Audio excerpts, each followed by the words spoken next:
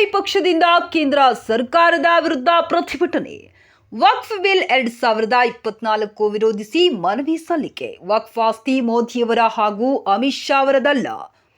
Gangavathi September 13 ನಗರದ ಗಾಂಧಿ ವೃತ್ತದಲ್ಲಿ SDPI ಪಕ್ಷದಿಂದ ಕೇಂದ್ರ ಸರ್ಕಾರದ ವಿರುದ್ಧ ವಕ್ಫ್ ಬಿಲ್ 2024 ವಿರುದ್ಧ ಆಕ್ಷೇಪಣೆ ಸಲ್ಲಿಸಿ ಬೃಹತ್ ಪ್ರತಿಭಟನೆ ಮೂಲಕ ಉಪತಹಶೀಲ್ದಾರ್ ಪ್ರಕಾಶ್ ನಾಯ್ಕ್ ರವರಿಗೆ ಮನವಿ ಸಲ್ಲಿಸಲಾಯಿತು.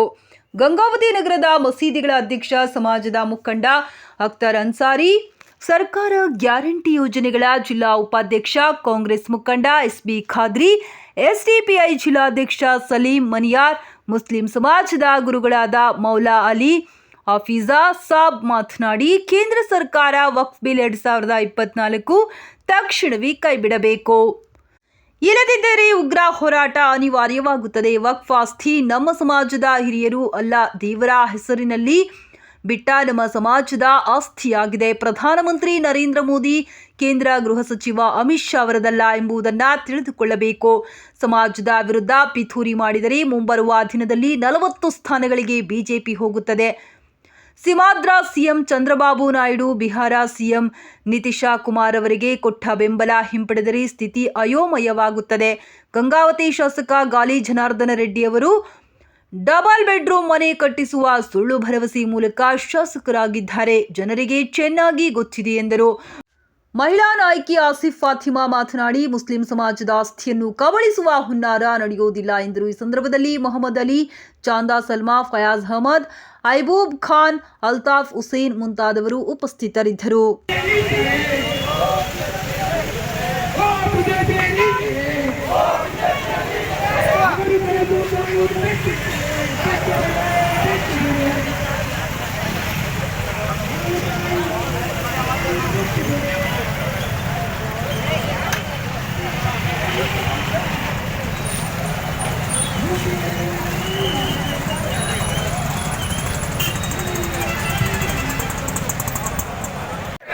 शुक्रिया डिस्ट्रिक्ट प्रेसिडेंट सलीम मनियार साहब।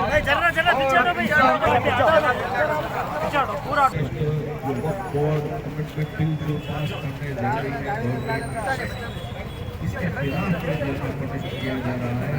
गवर्नमेंट को, या सेंट्रल गवर्नमेंट हो या स्टेट की गवर्नमेंट हो, ये गवर्नमेंटों को जो है हमारे तरफ से ये गुजारिश कर रहे हैं, आप ऐसे काम मत करिए जो कौमों को नुकसान होने वाला है। आप और हम आज रहेंगे या ना रहेंगे, कल आने वाली नस्लों को जो है ना आप बुराई मत छोड़ के जाइए, ये हमारी गुजारिश है। जो हम अपने हिसाब से उनको अपने हिसाब से रहने दीजिए। आप सियासत कर रहे हैं, सियासत करिए, आप ख्वाहिश है, आप कुर्सियों पर बैठने की ख्वाहिश है, अलग बात है। तो खुशियों में कुछ जो है ना लोगों को जो है ना उनकी प्रॉपर्टी उनके मजहब को जो है ना छेड़छाड़ करके इस तरीके से जो है ना माहौल को मेहरबानी करके खराब मत कीजिए। हम इस बिल के खिलाफ हैं, सारे मुसलमान, सारे हिंदुस्तान के मुसलमान इस वक्फ के जो हमें कमिटमेंट जो बिल लाने जा रहे हैं इसके खिलाफ में है, क्योंकि ये वक्फ बोर्ड की जो प्रॉपर्टी है ये मुसलमान अपनी शौक से, अपनी ख्वाहिश से वक्फ करता है अल्लाह की राह में, अल्लाह की राह में वक्फ करता है, ताकि मुसलमान बच्चे बच्चियाँ दीनी तालीम अच्छी तरीके से, दीनी तरबियत अच्छी तरीके से हासिल करें, या मस्जिद हो या मदरसे हो या दरगाह हो, जो भी हो, इसके लिए जो है ना अपने आखिरत के लिए वो लोग जो है ना वक्फ करके जाते हैं। ये किसी दूसरों की प्रॉपर्टी हड़प करे से नहीं है। मेहरबानी करके आप इसके ऊपर गौर व फिक्र कीजिए, हमारी गुजारिश है। गंगावती के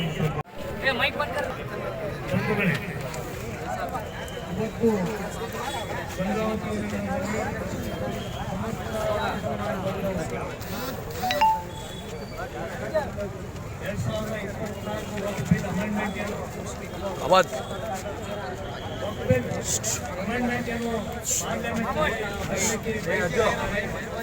ಅದಕ್ಕೆ ನಾವು ವಿರೋಧವನ್ನು ವ್ಯಕ್ತಪಡಿಸ್ತಾ ಇದ್ದೀವಿ. ನಾವು ವಿರೋಧ ಯಾಕೆ ವ್ಯಕ್ತಪಡಿಸ್ತಾ ಇದ್ದೀವಿ ಅಂತಂದ್ರೆ, ಇದು ಅಮಿತ್ ಶಾ ಮತ್ತು ಮೋದಿಯ ಆಸ್ತಿ ಅಲ್ಲ. ಈ ಆಸ್ತಿ ಮತ್ತು ಆಸ್ತಿ ಕಾಲಾಂತ ಕಾಲದಿಂದ ನಮ್ಮ ಹಿರಿಯರು, ನಮ್ಮ ಪೂಜ್ಯರು ಇವರೆಲ್ಲರೂ ತಮ್ಮ ಆಸ್ತಿಯನ್ನು ಅಲ್ಲಹನ ದಾರಿಯಲ್ಲಿ ದಾನವಾಗಿ ಕೊಟ್ಟಂಥದ್ದು. ಅದು ಯಾಕೆ ಅಂತಂದ್ರೆ ನಮ್ಮ ಸಮಾಜದ ಉಳಿವಿಗಾಗಿ ಮತ್ತು ಸಮಾಜದ ಒಳಿತಿಗಾಗಿ ಈ ಭೂಮಿಯನ್ನು ವಕ್ಫ್ ಮಾಡಿದ್ದು. ಅದನ್ನು ಇವತ್ತು ಅನೇಕ ಮೋದಿಜಿಯವರು 2014ರಲ್ಲಿ ಪ್ರಧಾನಮಂತ್ರಿ ಆದರು. ಪ್ರತಿ ವರ್ಷ 10 ವರ್ಷ ಅವರು ಏನು ಮಾಡಿದ್ರು ಅಂದ್ರೆ ಆಗಸ್ಟ್ 5ನೇ ತಾರೀಕಿಗೆ ಮುಸಲ್ಮಾನರ ವಿರುದ್ಧ ಯಾವುದಾದರ ಒಂದು ಬಿಲ್ ಅನ್ನು ತರಲಿಕ್ಕೆ ಅವರು ಪ್ರಯತ್ನ ಮಾಡಿದ್ರು. ಇವತ್ತು ಸಹ ಆಗಸ್ಟ್ 5ಕ್ಕೆ ಈ ಬಿಲ್ ಅನ್ನು ತರಲಿಕ್ಕೆ ಪ್ರಯತ್ನ ಮಾಡಿದ್ರು.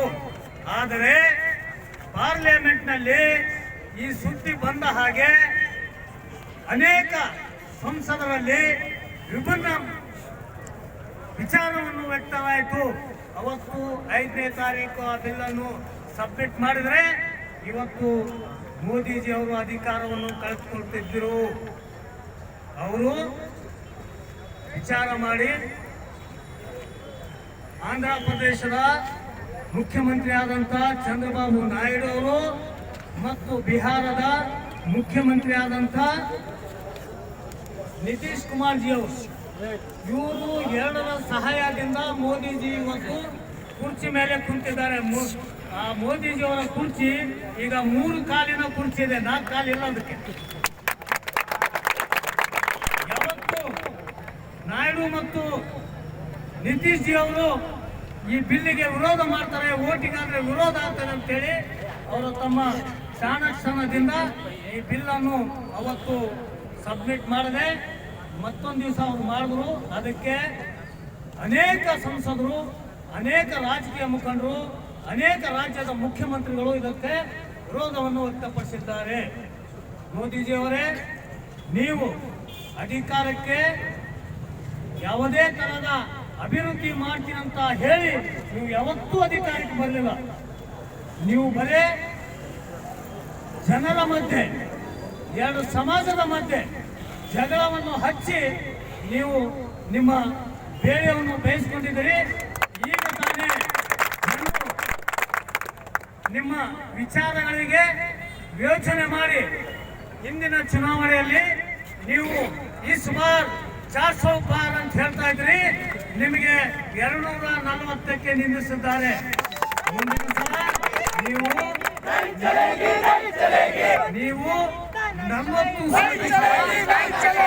ನೀವು ಮುಂದಿನ ಸಲ ಚುನಾವಣೆ ಆದ್ರೆ, ಈ ಸದ್ಯ ಚುನಾವಣೆ ಆದ್ರೆ ನಿಮಗೆ ಬರೋದು 40ಕ್ಕಿಂತ 1 ಸೀಟ್ ಹೆಚ್ಚು ಬರೋದಿಲ್ಲ, ನೆನಪಿಟ್ಕೊಳ್ರಿ.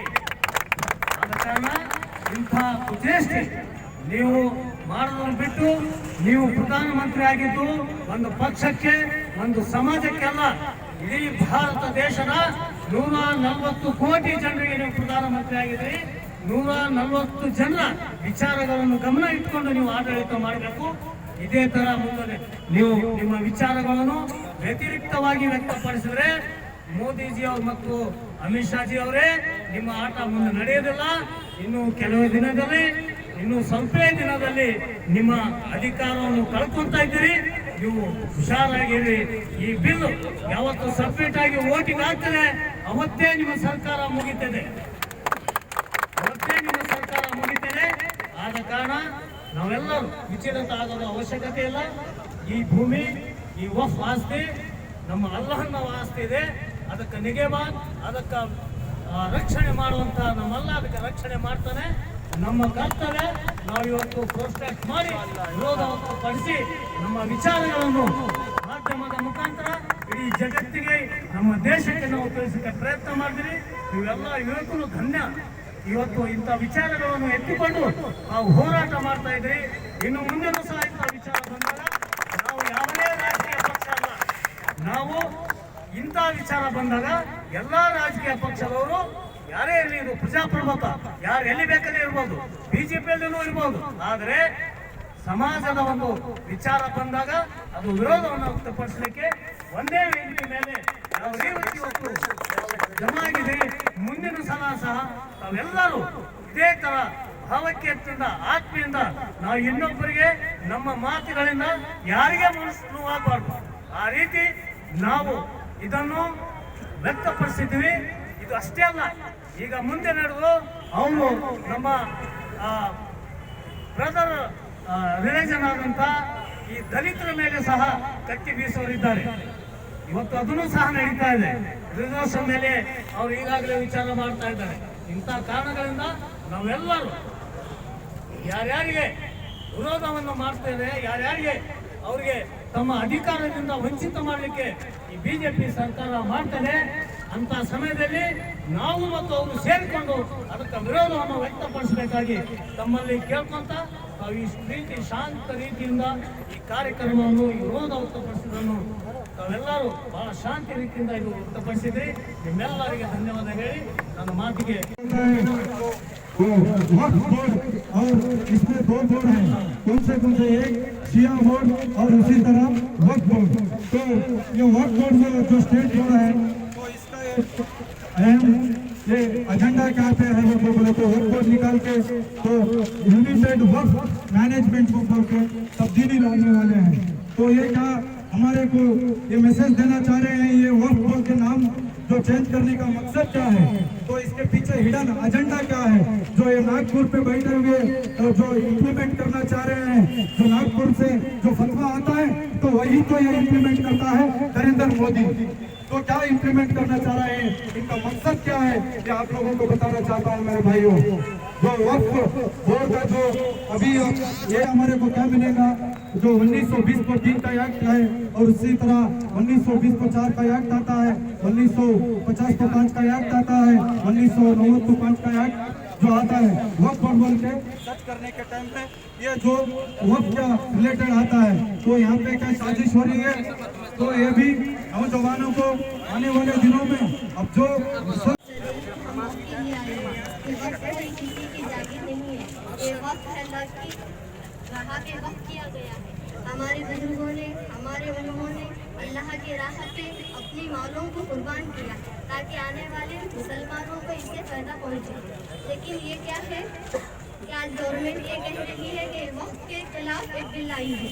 हम इसके सख्त खिलाफ हैं, क्योंकि ये अल्लाह की आस्ती है, इसमें कोई हिस्सा नहीं ले सकता। ईमान वाले जिसमें कुछ भी नहीं ले सकते हैं, तो गैर ईमान वाले क्या ले सकते हैं।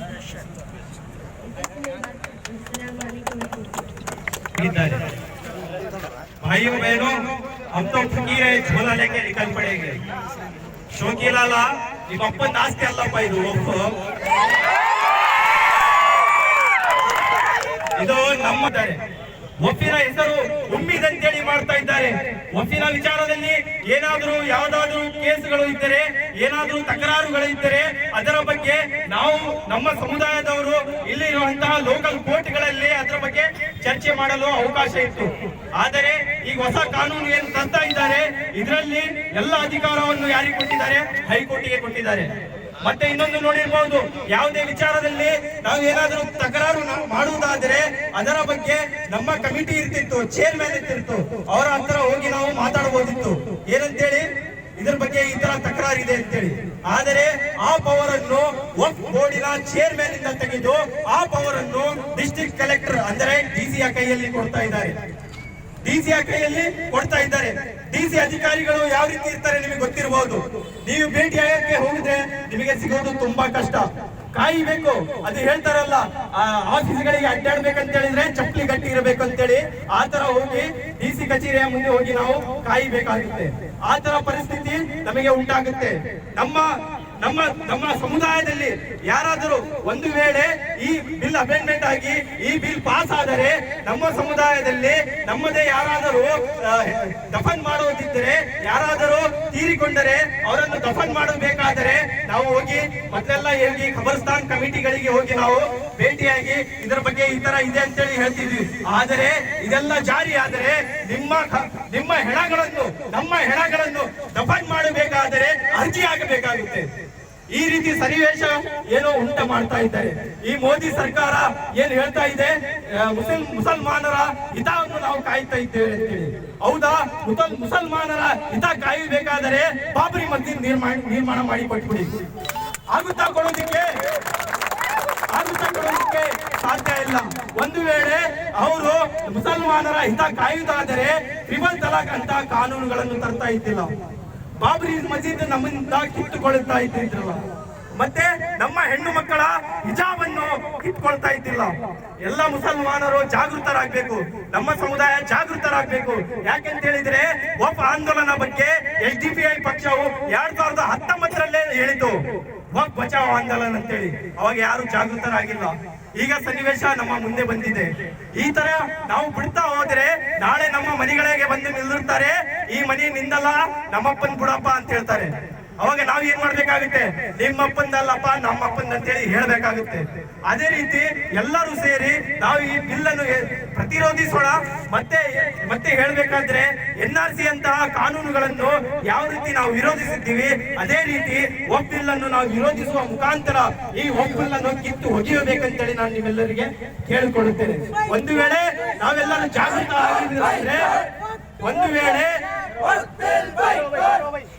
ಒಂದು ವೇಳೆ ನಾವೆಲ್ಲರೂ ಜಾಗೃತ ಆಗದೆ ಹೋದರೆ ನಮ್ಮನ್ನು ಮುಸಲ್ಮಾನ್ ಸಮುದಾಯವನ್ನು ಈ ದೇಶದಲ್ಲಿ 2ನೇ ದರ್ಜೆ ಪ್ರಜೆಯಾಗಿ ಇಡುತ್ತಾರೆ. 2ನೇ ದರ್ಜೆ ಪ್ರಜೆ ಅಂದ್ರೆ ಆಟಕ್ಕುಂಟು ಲೆಕ್ಕಕ್ಕಿಲ್ಲ. ಯಾವ ರೀತಿ ನೀವೆಲ್ಲ ಇಲ್ಲಿ ಇರಬಹುದು, ಯಾವುದೇ ನಿಮಗೆ ರೈಟ್ಸ್ ಇರೋದಿಲ್ಲ, ಕೇಳುವುದಕ್ಕೆ ಯಾವುದೇ ರೈಟ್ಸ್ ಇರೋದಿಲ್ಲ, ವೋಟಿಂಗ್ ಆಗೋದಿಕ್ಕೆ ನಿಮಗೆ ಅಧಿಕಾರ ಇರೋದಿಲ್ಲ. ಈ ತರ ಕಾನೂನುಗಳನ್ನು ತಂದು ನಮ್ಮನ್ನು ದಬ್ಬಾಳಿಕೆಯ ಮುಖಾಂತರ ಇದು ಏನ್ ಮಾಡ್ತಾ ಇದ್ದಾರೆ, ಒತ್ತಾಯಿಸ್ತಾ ಇದ್ದಾರೆ. ಹಾಗೆ ನಾನು ಎಲ್ಲ ಸಮುದಾಯದ ಯುವಕರಲ್ಲಿ ಮತ್ತು ಹಿರಿಯರಲ್ಲಿ ಕೇಳೋದಿಷ್ಟೇ, ಯಾವುದೇ ಸನ್ನಿವೇಶ ಬರಲಿ, ಯಾವುದೇ ರೀತಿಯ ಬರಲಿ, ನಾವು ಅದನ್ನು ಪ್ರತಿರೋಧಿಸಬೇಕು. ಬಾಬಾ ಸಾಹೇಬರ ಪೆನ್ನಿನ ಮುಖಾಂತರ ನಾವು ಪ್ರತಿರೋಧಿಸಬೇಕು. ಬಾಬಾ ಸಾಹೇಬರ ಸಂವಿಧಾನದ ಮುಖಾಂತರ ನಾವು ಪ್ರತಿರೋಧಿಸಬೇಕು ಅಂತೇಳಿ ನಾನು ಎಲ್ಲರೂ ಕೇಳ್ಕೊಳ್ತೇನೆ. ಈ ಒಪ್ಪನ್ನು ರಿಜೆಕ್ಟ್ ಮಾಡುವ ಮುಖಾಂತರ, ವಿರೋಧಿಸುವ ಮುಖಾಂತರ ನಾವೆಲ್ಲರೂ ಈ ಒಪ್ಪನ ವಿರೋಧವಾಗಿದ್ದೀವಿ ಅಂತೇಳಿ ಒಂದು ನಮ್ಮ ಅಸ್ತಿತ್ವವನ್ನು ಉಳಿಸಲಿಕ್ಕೋಸ್ಕರ ಹೋರಾಟ ಮಾಡ್ಬೇಕಂತೇಳಿ ತಮ್ಮಲ್ಲಿ ಕೇಳ್ಕೊಳ್ತಾ तकरीबन 5 साल 10 साल चलते रहते हैं। तो वक्त के ट्रिब्यूनल के अंदर 1-9 दिन के अंदर जो भी मसला रहा इसको हल करना है वो बोल के जो बोलता है। अभी कौन सा भी एक मसला लेके जाएंगे हम DC के पास, तो वहाँ पे उन्हें कईयों बरस लगा लेगा। जो हमारी वक्त की प्रॉपर्टी है तो वो बोलेगा नहीं ये गवर्नमेंट की प्रॉपर्टी है, जब तक ये साबित नहीं होता वो गवर्नमेंट कब्जा करेगी। तो आप लोग भाइयों, ये इसलिए मुखालिफत करना है, जब तक ये बिल रिजेक्ट नहीं करते, जो अपर हाउस के अंदर लेके जाने वाले हैं वहीं पे भी रिजेक्ट करने तक ये कानून पास नहीं होने देना है। तो उसी तरह यहाँ पे हमें लोग देखे रहेंगे, जो बाबरी मस्जिद का मसला हुआ है और उसी तरह गैंगवापी का मसला हुआ है और ट्रिपल तलाक का मसला आया है। जो भी कानून जो पास करेगा इसे काम करने के लिए कौन सा भी दूसरा काम नहीं मिलेगा। जो प्राइम मिनिस्टर बन के बैठा है सब कुछ प्राइवेटाइजेशन भी ये नहीं सोचते थे हमारा इतना सारा पैसा आ रहा था तो हम क्या कर रहे थे, तो ये क्यों हम नहीं सोचे। जब ये वक्फ बिल जो ला रहे हैं जब हम बेदारी हो रहे हैं, तो बेदारी होने का मकसद क्या है। जब ये जो मसले आ रहे थे, जब इतना सारा इनकम था तो हम ये सही तरीके से इस्तेमाल नहीं करें। बहुत अफसोस होता है मेरे भाइयों, इतना सारा डेवलपमेंट करने के लिए मौका था तो हम क्यों नहीं करें। अभी भी जिद्दोजहद जारी रहना है, तो इस वक्त बिल को रिजेक्ट करना है। तो उसी तरह जो यहाँ पे बहुत सारा मसला चलने को है, आप देख रहेंगे तकरीबन गंगावती के अंदर डेवलपमेंट किस तरह होता है। वक्त के इदारों के अंदर गंगावती में बहुत से कमर्शियल कॉम्प्लेक्स बनते हैं, देख रहेंगे तकरीबन 1 महीने के अंदर 3 लाख 4 लाख का इनकम होता है। तो उसके अंदर हमने वक्त क्या बोलता है, एक अच्छा हॉस्पिटल नहीं बना सकते। एक खवातीन 10वीं क्लास उर्दू जो पढ़ती है बच्ची, वो पढ़ने के बाद क्या होता है PUC नहीं है इधर। तो ये सोचना क्यों है, जो हमारी बच्चियां 10 क्लास पढ़ के खामोश हो जाती है, जब उसके अंदर जो फर्स्ट ईयर उर्दू के लिए नहीं है, सेकंड ईयर नहीं है। तो ये वक्त के ये जो मैनेजमेंट कमेटी है, जो सदर मोहतमद है, आप लोग ये काम करना है। तो मैं इससे बोलना चाह रहा हूँ। उसी तरह और जो वक्फ का मैनेजमेंट के अंदर आता है तो उसी 30% के हिसाब से चैरिटी करिए आप लोग। ये कम्युनिटी को डेवलपमेंट की तरफ ले जाइए और ये मकान ये बिल्डिंगें बनाने से बनाइए, आपको बाकी का जो रहता है वो करना है डेवलपमेंट। और उसी तरह जो गंगावती के एमएलए हैं जनार्दन रेड्डी साहब, आप एक आवाम को एक भरोसा देके आए हो, क्या वो बोल के एक दिलासा जो मासूम आवाम है, ये मासूम आवाम को क्या बोल के आए आप, मैं यहाँ पे डबल बेडरूम बना के दूंगा, डबल बेडरूम बना के दूंगा वो बोल के। और जो मासूम आवाम है ये भरोसा कर ली है, जो आए हैं ये बल्लारी से आने के बाद यहाँ पे गंगावती में कुछ तब्दीली लाएंगे वो बोल के। जो ये मासूम आवाम क्या करी, जो मासूमियत से वोट डाल के ये करी, जो उनको दिलासा दे के आए थे, जो इनके घर के पेपर्स नहीं है वो बोल के, मैं इनको पेपर्स बना के दूंगा। और सर्वे नंबर 73/1, 73/2, ऐसे 70/4, 74, 75 जो श्रेणी के अंदर 560 प्लाटों के अंदर आप जो देख रहे हैं, जो गरीब आवाम एक 300 रुपए का कमाने का, एक लेबर कैटेगरी का, एक लेसन काम करने वाला, एक आर्ट काम करने वाला, ये दिन सारी 1 2 दिन 3 दिन वारंट से काम छोड़ के क्या करा है, नगर सभा के अंदर चल के ये डालता रहा, एप्लीकेशन डालता रहा, मुझे कुछ घर मिलेगा, मैं ये भाड़े के घर से है ना, मुझे आज़ादी मिलेगी, मैं खुद के मकान पे रहूंगा वो बोल के आके ये सोच के आप लोग वोट डाले हैं। तो ये वोट लेके आप लोग क्या करें, इनके भरोसे को मुकम्मल इंतजाम किया है नहीं किया है। जो अभी अब देख रहे हैं गंगावती के अंदर क्या हुआ है वो बोल के, डेवलपमेंट कहाँ पे लेके जा रहे हैं, सिर्फ एक कम्युनिटी को कंसिडर कर रहे हैं। मेरे भाइयों, आप ये होशियार होना है, ये कभी भी है ना, ये देख रहेंगे आप महाराणा प्रताप सर्कल से ये जुलाई नगर के अंदर एक कम्युनिटी को दे दिए, हम वही शुरू होने जाती है।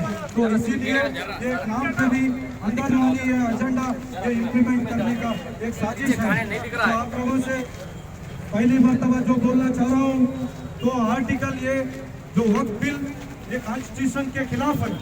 ये किस तरह खिलाफ है, जो आर्टिकल 25 और 26 और 29 जो सीधे सीधा ये बाबा साहब जो अम्बेडकर ने हम लोगों को संविधान के अंदर ये जो आर्टिकल्स का हक दिया था, वो हक को ये खिलाफ ये वक्फ बिल ये यूज करता है। इसी तरह फ्रीडम ऑफ रिलीजन और उसी तरह आर्टिकल 29 जो बोलता है, ये 26 जो बोलता है, और ये इंस्टीट्यूशंस को जो आज़ादी है, जो कम्युनिटी का इंस्टीट्यूशंस है, जैसा ये हमारा वक्फ का इंस्टीट्यूशन है, तो इंस्टीट्यूशन की आज़ादी से उसकी मालिकाना हक जो रखने की हमें देता है। तो ये मोदी गवर्नमेंट क्या कर रहा है, अमित शाह क्या कर रहा है, तो इसे ये वक्फ बिल को रिजेक्ट करके नवा जो इम्प्लीमेंट करना चाह रहा है। तो उसी तरह वक्फ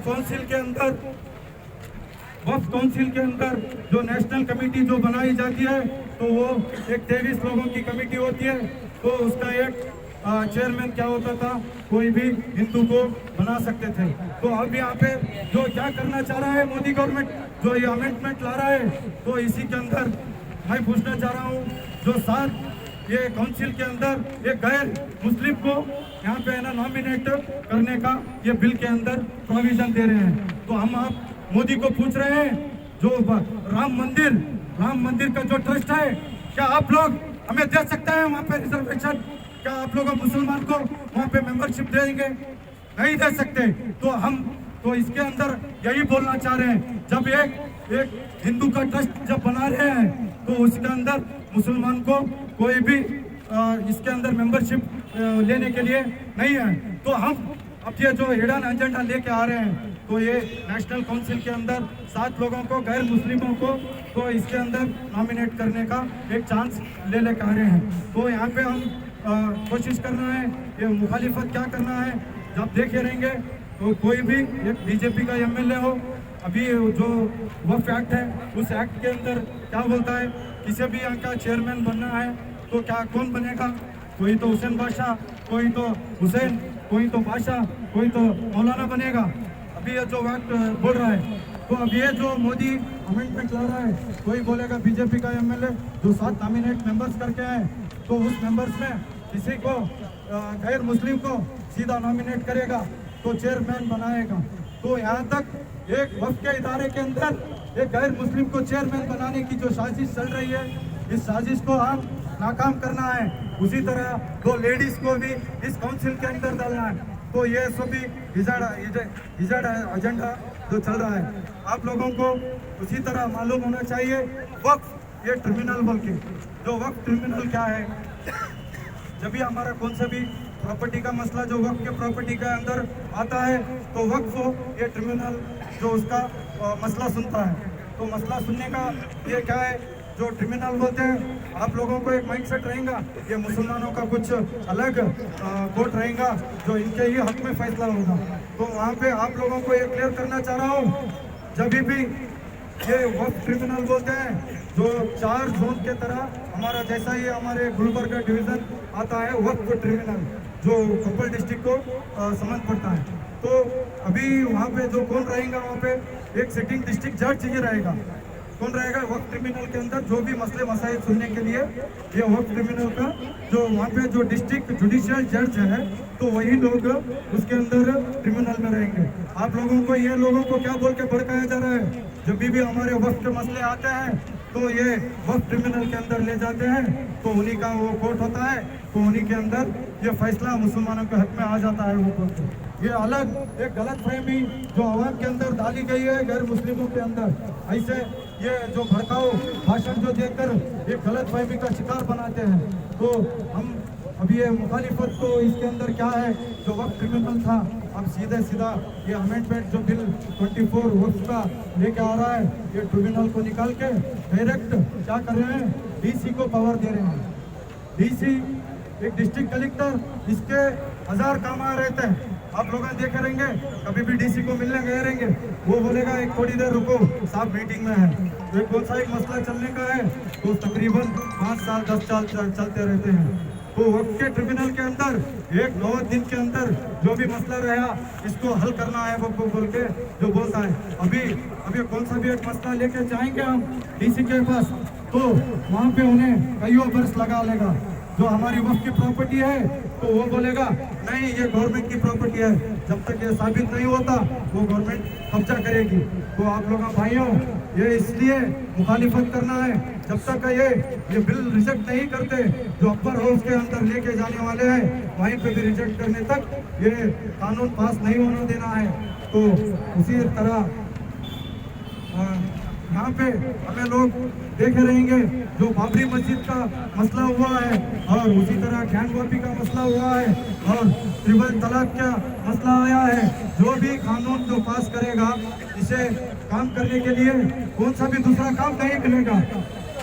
जो प्राइम मिनिस्टर बन के बैठा है, सब कुछ प्राइवेटाइजेशन भी ये नहीं सोचते थे हमारा इतना सारा पैसा आ रहा था तो हम क्या कर रहे थे। तो ये क्यों हम नहीं सोचे, जब ये वक्फ बिल जो ला रहे हैं, जब हम बेदारी हो रहे हैं। तो बेदारी होने का मकसद क्या है, जब ये जो मसले आ रहे थे, जब इतना सारा इनकम था, तो हम ये सही तरीके से इस्तेमाल नहीं करें। बहुत अफसोस होता है मेरे भाइयों, इतना सारा डेवलपमेंट्स करने के लिए मौका था, तो हम क्यों नहीं करें। अभी भी जिद्दोजहद जारी रहना है, तो इस वक्त बिल को रिजेक्ट करना है। तो उसी तरह जो यहाँ पे बहुत सारा मसला चले। Deputy Commissioner to the Honorable Chairman and other members, Joint Parliament Committee, New Delhi. Honorable Sir, subject objection against proposed Waqf Bill 2024. It is respectfully submitted that BJP wants to cause irreparable damages to the assets of Muslim community, aiming to snatch the benefits from the Waqf systems under the garb of improvements in the conditions of Waqfs. This is contrary to the BJP Manifesto 2019. BJP is unleashing false propaganda against Waqf, alleging that Waqf is against the secular values and liable to be removed. This is nothing but BJP wishes agenda. That the discrimination is apparent in the Waqf bill, that is contradictory to the common principle as well as the settled law of the land. That the proposed bill is an effort to make the Waqf as weak under the so-called majoritarian campaign. The following objections are respectfully presented regarding the bill. The judiciary made subordinate to the executive. The tribunal is a judicial body which cannot be subordinate to an executive body. The bill disses the power of the judiciary. The judiciary has been made subordinate to the executive, which is contrary and violate to the general rule. Discriminatory provision. Provision to the Hindus as member of the Waqf board is absolutely discriminatory, as there is no provision of non-Hindu. Even Buddhist, Jain and Sikh are barred from the membership of the temple administration. That the exclusion of enemy properties from jurisdiction of Waqf could cause a great length of damages. The mutation period fixing 90 days is insufficient in view of enormity involved. We hereby submit that the object of law is to protect the Waqf, but the bill percolates a message that purpose of the bill is in continuation of series of law making Muslim second-class citizen by affixing on them a tag of inferior with a different set of unequal in the country, which needs preparing measures and timely care be taken by Honorable JPC in the best interest of the society and country. Thanking you.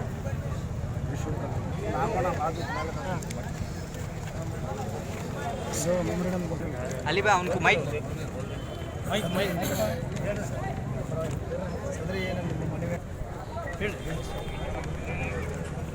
ಸದರಿಯವರ ಮನವಿಯನ್ನು ಏನನ್ನು ಜಿಲ್ಲಾಧಿಕಾರಿಗಳ ಮುಖಾಂತರ ಒಂದು ಸರ್ಕಾರದ ಮಟ್ಟದಲ್ಲಿ ತಿಳಿಸುವಂಥ ಕೆಲಸವನ್ನು ನಮ್ಮ ತಾಲೂಕಾಡಳಿತದಿಂದ ಮಾಡಿಕೊಡ್ತೀವಿ.